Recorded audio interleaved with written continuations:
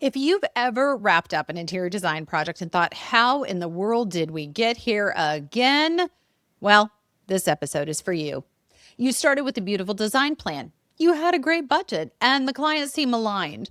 And then somewhere between the mood board and the install day, the plan may have happened, but the budget completely unraveled. The client is stressed. You feel like you're constantly apologizing for pricing you did not set. And the project that once felt exciting now feels very heavy deep in your soul. Here is the truth most designers are never taught.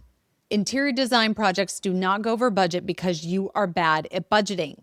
They go over budget because of the way the project was structured from the very beginning.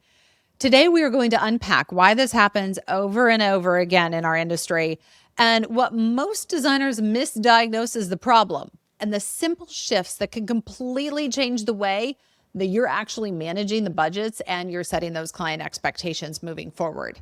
By the end of the episode, you're going to understand how to protect your budget, protect the relationship with your client, and most importantly, protect your sanity. Let me paint a very real scenario. In fact, we're going to do a couple of them that interior designers experience every single day because I hear from you in my coaching practice. Maybe you have been here. You sit down with a client and you ask the questions we were all trained to ask. What is your budget? And the client hesitates. They say something like, well, I don't really know. Or maybe they say, let's just see what the design comes out to. So you do what most designers do. You start designing. You pull together gorgeous furnishings. You have a thoughtful layout based on their needs. And you source incredible lighting and the fabrics are amazing. And then the pricing starts to come in, right? And suddenly that client that said, let's see what the budget comes out to, starts saying, oh, wow, that is way more than I expected. So now you are left in the position of redesign and you start swapping items. That sofa becomes a different sofa, the lighting changes, the rugs change, and the client falls in love with that one item that is over budget. And we have so talked about this. In fact, go back and listen to last week's episode where we talk about buying the room. Suddenly, however, this project is creeping up again because of that one item they love. And before you know it, you are doing 5 rounds of revisions. You're spending hours and hours reworking the exact same design intent. And the real byproduct is that your time is out the window, which if you've been listening to this podcast for any amount of time, you know that I treat time as your most valuable asset. And the project that should have been profitable is now eating at your time, that most valuable asset. This can go another way too. And maybe you do give the client line item budgets. You say the sofa should be around $3,000, the rug should be $1,500. And what starts happening? The client starts Googling it. They shop you. And of course, they find a cheaper place online or a cheaper version. It may not include the freight. It may not include the gas. It may not include the install. But in their mind, because they don't understand the process, they've got one heck of a deal. They're ready to order it in and have it dropped off at their front door. Now, every piece in that design becomes a negotiation. And suddenly you're no longer the designer. You've gone into attorney mode because you are the defense of every single item in the room. If you are feeling this way, you are not alone. And especially in this economy where people have money, but they're scared, this is happening to designers everywhere. You are not alone. Now, there is something that is interesting that I'm seeing, and that this problem isn't new, but the way I am seeing designers, the way we're thinking about it is really interesting because I think we're misthinking about it. You're thinking that the reason the project is going over budget is usually because of one of these things. Maybe you think the client is unrealistic. Maybe you think inflation is the problem. Maybe you're blaming it on the fear of tariffs. Maybe they think the vendors are too expensive. Have you ever thought that before? Your clients may be thinking it too. Or perhaps you think you simply need to get better at estimating, but none of that is really the case. Those are what I call red herrings, right? They're easy cop-outs. They're not the real issue because the problem isn't about the pricing. It's the structure of the decision-making. When designers allow the project to be evaluated piece by piece instead of room by room, that entire budget collapses because clients do not experience design as individual items. They experience design as a finished environment. Just like we talked about last week, you can't pull one rose out of a Renoir and say, "Isn't that beautiful?" It's the entire showcase of the roses that stands apart from everyone else in the gallery. The same is true in your design. When you show pricing one item at a time, you are training them to judge each piece independently. And once that happens, every piece, the entire collection is negotiable. And that is when the budget starts to fall apart, right? This is what we talked about. This is the pillow syndrome. They pick one item they love. Of course, it's the most expensive item, and they want to get rid of it, right? They love it, but oh my gosh, the pillow costs $400. Why would I ever agree to that? The next thing you know, your design is getting completely gutted. So let's take a look at what is really happening here and how to fix it. Because when your clients see individual pricing first, their brain shifts into comparison mode. We all do it. It's the DNA of being a human being. They're not thinking about that overall room experience and how incredible it's going to be. They're thinking, is the sofa worth the price? Is the lamp too expensive? I don't know. Maybe. Yeah, it absolutely could be. Maybe they're thinking, could I find something similar elsewhere? And that really sends them into meltdown mode, especially in a world filled with AI and Google Images. This is completely natural, though. It's not their own fault. We're conditioned as human beings, right? In fact, behavioral economics researchers talk about something called anchoring. When people see a price first, that number becomes their reference point for every single decision that follows. They are anchored in that number. And if you're anchoring them to individual pieces, the project becomes a series of those micro negotiations. Okay, you're saying, yeah, Katie, I get it, but how do I fix it? I'm glad you asked. Because if you anchor them to the value of the room, something completely different happens. And let's just point out, you should be getting that number at the beginning of how much they want to spend on the project.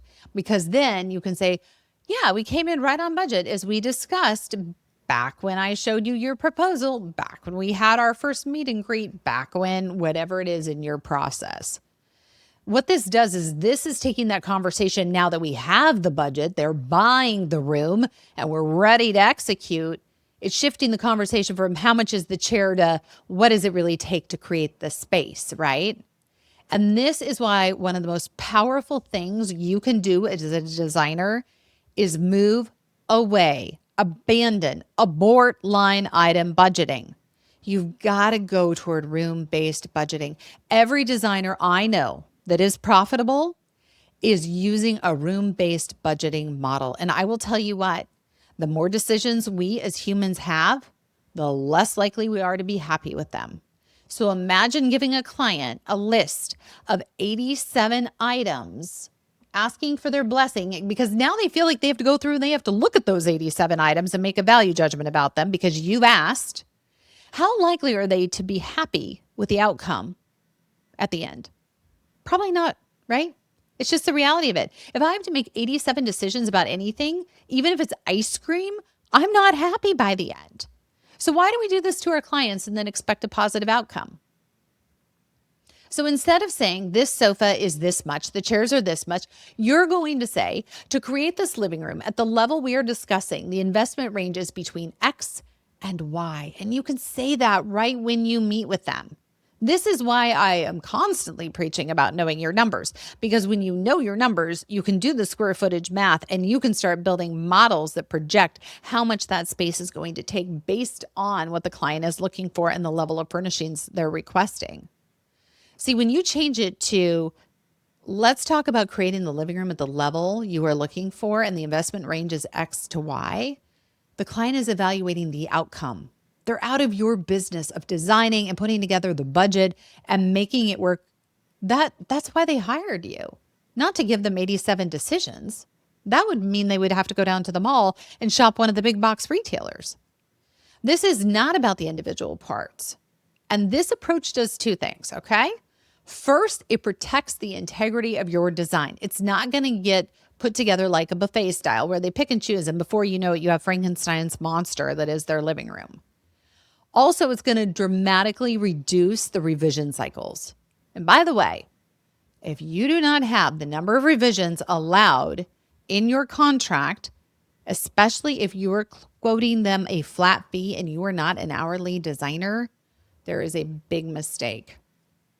Also, if you're charging per hour for your revision cycles, that's a big mistake. Even if you're an hourly designer, I strongly encourage you to charge a flat fee per revision cycle.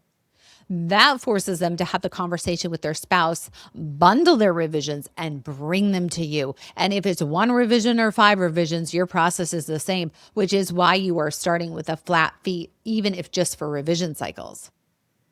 Okay, another critical step is securing the budget before the design begins, not after.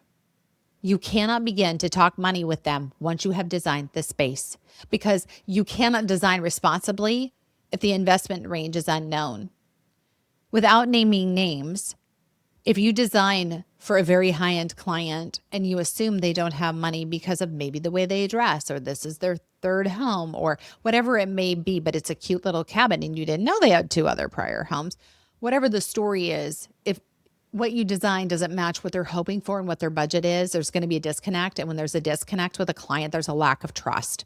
When there's a lack of trust, the project very rarely ends well. Imagine asking an architect to design a home without knowing if the client plans to spend $400,000 or $4 million. And yet we as designers, we do this all the time. I'm going to teach you one of the most powerful questions you can ask a client, and it is this. Are you looking to invest more in creating a beautiful space, or are you looking to minimize cost? Both are extremely valuable questions, and it forces them to choose. So when you do bring the mood board, when you do bring the final design, again, no surprises. I really appreciated when we first met and you shared that you are really interested in investing in a beautiful space more than minimizing cost. Here's what we came up with. Now, don't get me wrong, both of these are valid, but the design strategy is going to be completely different if they're looking to minimize cost. And sometimes some of our cheapest clients are the most wealthy. Can anybody relate to that? Yeah, we need to figure that out, because clarity at the beginning. If you hear nothing else from this episode, you've got to have clarity at the beginning. It prevents frustration later. Because like I said, frustration erodes trust, and projects that don't have trust do not end well. All right. The third piece of the pie that changes everything is that revision structure. Let's dive into it, because a lot of you are really nice, and there's a difference between being nice and being kind. Most of you allow unlimited revisions. That's really nice, but it's not kind.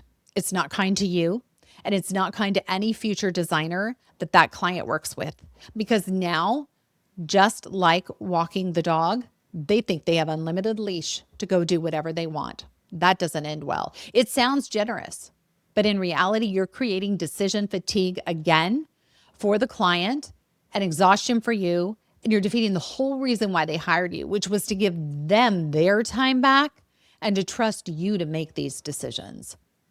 A far better system is simple. One design presentation, one round of revisions. That's what we do at our firm. You hired us because you know what our designs are like.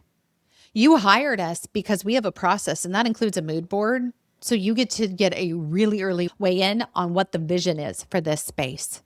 So by the time we bring you that first design, we should be 80% of the way there.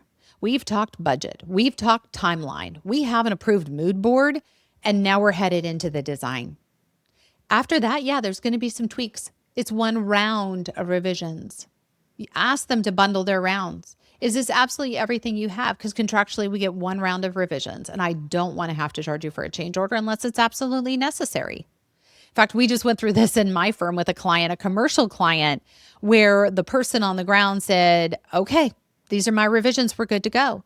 And I thought, I have a very strong feeling that ownership of this property has not seen this based on what was in there. And so I lovingly pushed back and said, hey, Outstanding. I just want to make sure ownership has bought off on this round of revisions just because we only have one allocated in the contract and we can always do more, but I really want to make sure we're getting the full bundle. To which the client responded back, "Oh, thank you so much for saying that. Let me get with them and I'll circle back up with you. Please stand by." Now I look good because I protected my time. I look good because I protected their budget. They are going to look better to their ownership because they're getting their way in, right? And now all of us are working in synergy based on the parameters that were set. Doesn't that feel like a lot better of a trust and business relationship? And then after those revisions, if you do get past that first round, bill per round, not per hour. I want you to bill per round. And this keeps the project moving forward while still giving clients flexibility. And you're not sitting here spinning your wheels on an hourly rate waiting to get through all these. It's exhausting. It really forces them to get organized. It forces them to talk to their significant other. It forces them to think through it strategically. And then we're making changes. And guess what? We're going to get a check and we're going to go shop everything, get it in the warehouse and get ready to install it. This also reinforces something really important about our industry, and that's that design decisions have value. I am not here as a task rabbit. I am here as an educated professional providing value to you and to your project. Now, this can be really hard. I know this is a mindset shift for many of you, and there's this belief that is keeping many of you stuck. This really is about the mindset piece here because many designers feel uncomfortable talking about money. And let me tell you, if you're one of those people, you gotta get over it. I'm not gonna lie. Unless you want to do charity work and be a 501c3, there is no shame in talking about money. It is what makes our world go around. It is why our clients hired you to buy back their time, right? We have to get bold and clear about money. Because you may be worrying that asking about budget is going to scare a client away. And that worry about setting boundaries around revisions probably feels too rigid to you. And you're like, that just isn't nice. You're right. It's not nice because they can't take advantage of me, but it is kind and it is clear, and clear is kind. Here's the truth, folks. Clients are not looking for designers who avoid difficult conversations. They are in the position to hire you because they are career professionals who've probably made a lot of money having difficult conversations. They are looking for a fellow professional who can guide them through the process with confidence. So what happens when you avoid budget conversations? The client doesn't feel protected. They're starting to feel uncertain. What's going on out here? Oh gosh, I wonder how much this is going to cost when we're all said and done. When you structure the process clearly, the client can take a deep breath and go, "Oh, they've got this. That's why I hired them." And it is why they hired you, because they know this isn't your first rodeo. You have done this before. And the belief that needs to shift is this. And I really want you to take this away from this episode. You are not selling furniture. You are leading a process. And leadership requires structure. When you embrace that rule, suddenly everything changes. Your budgets are going to become clearer. Your projects are going to move faster. And most importantly, your clients trust you more. And what are the odds they bring you back for all the subsequent projects? And that's exactly what you want. Client retention equates to profit, not a 6-week program that promises to sell you on it. All right. If you find yourself wondering why your projects keep going over budget, I want you to remember this. It is rarely about pricing. It is almost always about the process. Because when projects are evaluated item by item, instead of room by room, the budget begins to unravel uncontrollably. And when clients are not anchored to an overall investment range, every piece is going to become negotiable. But here's the flip side of that. I want to give you great hope. When you structure the process differently, when you secure that budget up front, when you present the room as a complete, beautiful vision, and when those rounds of revisions are clearly defined, you're going to transform their entire design experience because all of a sudden those clients are feeling guided, your designs stay intact, and your business becomes dramatically more profitable simply by default. This is exactly the work I help interior designers do inside Success by Design. Because I am not just coaching designers, I am actively running a multi-million-dollar design firm at the exact same time, which means the systems we are talking about here today, they are not theory, they are not 20 years old, and they're not what I've read about on the latest round of chat. They are processes we are using in real projects right now in my firm. And when you implement them, I can tell you right now, something incredible happens. Projects become smoother. Your confidence is going to grow. And the designers I work with finally feel like they are running the business instead of the business running them. If this episode resonated with you, I want to invite you to the next step. Head over to fixmydesignbiz.com, where you can explore resources, strategy sessions with me. I do not put you in a large group setting where you don't feel comfortable talking about your money. We get real talking about it one-on-one. And other tools I have developed that are specific for designers who want to elevate both their design process and, most importantly, their business. Because the goal, as much as you may feel differently, is not just to create beautiful spaces. The goal is to build a business that supports your lifestyle. If you feel like you are working for your business rather than your business working for you, and you want to elevate into 6, 7, and high 7 figures, it's time that we chatted. Head over to fixmydesignbiz.com. Until next time, take care.